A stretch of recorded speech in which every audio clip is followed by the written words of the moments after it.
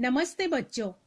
बिल्ली का बिलंगुड़ा इस पाठ का परिच्छेद 1, 2 और 3 हमने देखा, जिनमें हम देख चुके हैं कि चूहे पकड़ने के लिए लाई गई बिल्ली किस प्रकार सबको तंग करती है और किस प्रकार उसकी चोरी पकड़ी जाती है। यहाँ तक की कहानी हम देख चुके हैं। इससे आगे की कहानी आज मैं शुरू करने जा रही हूँ। पन्ना क्रमांक 4, अंतिम परिच्छेद।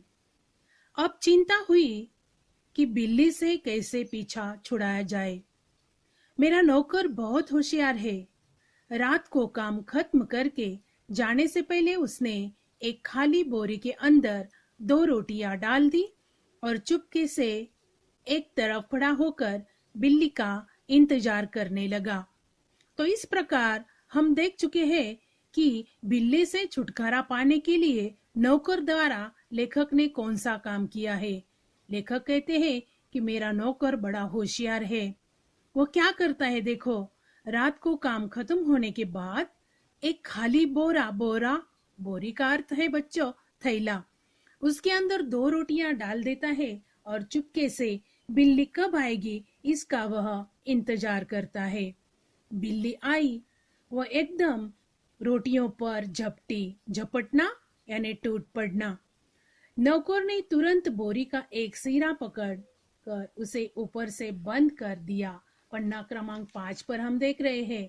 रस्सी के साथ बोरी का मुंह बांध दिया गया। चूंकि अब रात के 10 बजे थे, मैंने अपने नौकर अमरू से कहा कि सवेरे बिल्ली को कहीं दूर छोड़ा आए, जिससे वह इस घर में वापस न आ सके। यानी बिल्ली का इंतजाम वे कर रहे हैं। नौकर को बताया गया कि इसे पकड़कर जैसे वो बोरे में डाली गई है, रात के 10 बज चुके हैं और लेखक अपने नौकर से कहते हैं कि कल सुबह ही इस बिल्ली को कहीं दूर छोड़ना है ताकि वह घर में वापस न आए। Next paragraph. सब लोगों को चाय पिलाते पिलाते अमरू को अगले दिन 8 बज गए। बच्चों, इस नौकर का नाम है अमरू और वह घर में नाश्ते से लेकर रात के भोजन तक सबकी खातिरदारी मान सम्मान करते रहता है। वैसे ही उसे सुबह बिल्ली को छोड़ना था, लेकिन क्या हो गया, सुबह लोगों को, परिवार के सदस्यों को चाय पिलाते पिलाते उसे 8 बज गए। मैंने याद दिलाया कि उसे बिल्ली को भूली भटियारिन की तरफ छोड़ कर आना है। भूली भटियारिन का अर्थ है खाली जगह, जहां से वह वापस न आ सके। ऐसी खुले मैदान में उसे दूर छोड़कर उसे आना है, ऐसी याद लेखक ने अपने नौकर को दे दी है। बोरी कंधे पर लटका अमरू चल दिया। बात आई गई हो गई। मैं हजामत और स्नान आदि में व्यस्त हो गया। देखो, अमरू को बाहर भेज दिया, बोरा कंधे पर उसने उठाया और वह चल दिया। चल देना यानी निकल पड़ना। वह अपने बोरी को कंधे पर डालकर वह बाहर गया और लेखक कहते हैं बात होते होते अमरू को बाहर भेजने के बाद लेखक हजामत और स्नान आदि में व्यस्त हो गए, यानी तल्लीन हो गए। व्यस्त होना, तल्लीन होना। और फिर क्योंकि 9:30 बजे उन्हें दफ्तर जाना था, गुसल खाने में मुझे जोर का शोर सुनाई दिया। गुसल खाने का अर्थ है बाथरूम, जहाँ नहाया जाता है।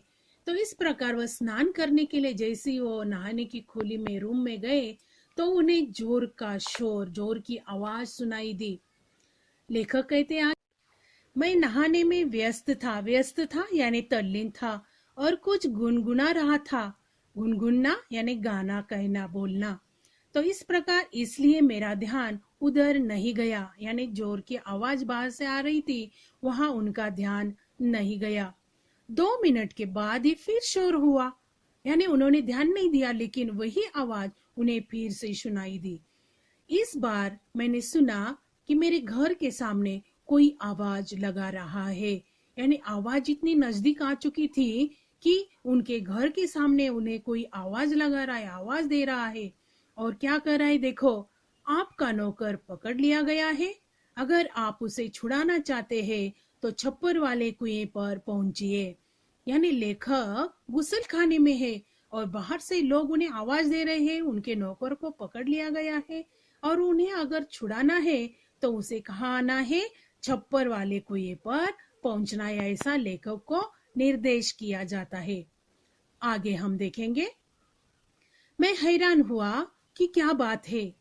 समझा शायद अमरू किसी की साइकिल से टकरा गया होगा। शायद साइकिल वाले का कुछ नुकसान हो गया हो और उसने अमरू को धर पकड़ा हो। रही आदमी इकट्ठे होने की बात, यह काम दिल्ली में मुश्किल नहीं और फिर करोल बाग में तो बहुत आसान है, जहाँ सैकड़ों आदमियों को पता ही नहीं कि वे किधर जाए और क्या करे। देखो बच्चों, लेखक जैसे ही उन्होंने नहा रहे थे, उन्हें आवाज सुनाई दी कि आपका नौकर पकड़ लिया गया है और उसे छुड़ाना है तो छप्पर वाले कुएं पर पहुंची है। और यह बात क्या है, यानी इस शब्द से, इन वाक्यों से वे हैरान हो चुके हैं, परेशान हो चुके हैं। समझा कि शायद अमरू ने क्या किया है, किसी के साइकिल को टकरा गया है, साइकिल वाले का नुकसान हो गया है और वही व्यक्ति उसे धर पकड़ कर लाए हैं। लेकिन रही आदमी इकट्ठे होने की बात, जिनका नुकसान हुआ है वह व्यक्ति अकेला आता, लेकिन बहुत सारे लोगों की आवाज उन्हें सुनाई दे रही है।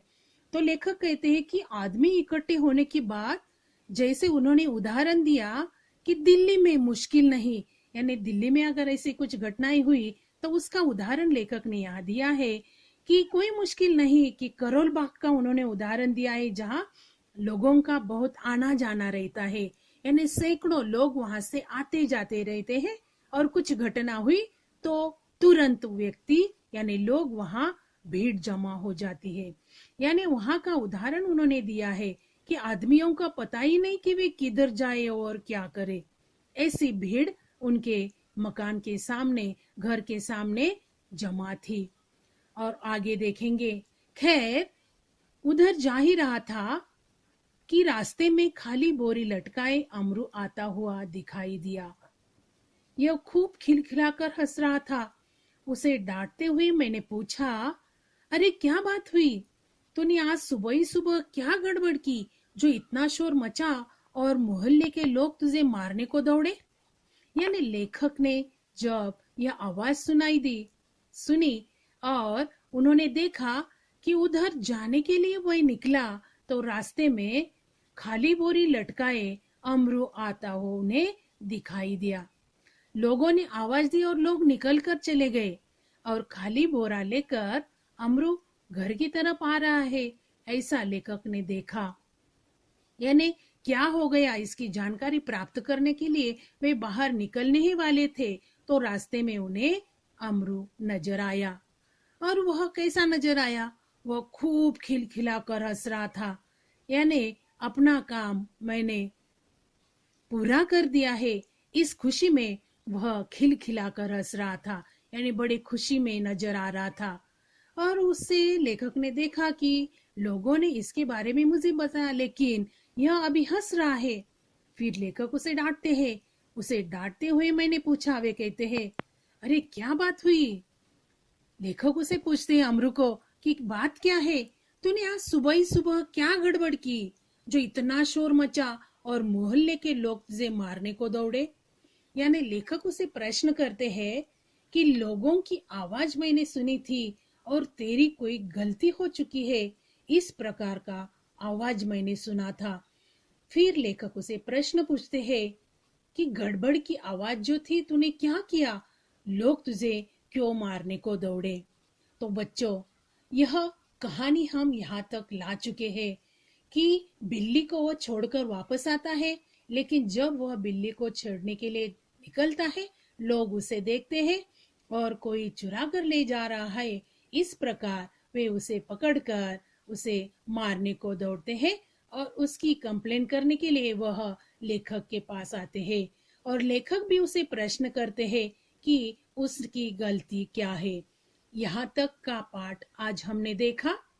इन पाठों का जहाँ पर मैंने आपको समझाया, शब्दार्थों का लेखन मैंने दिया है, वह शब्दार्थ लेखन आपको करना है और एक परिच्छेद भी मैंने आपको लिखने के लिए दिया है।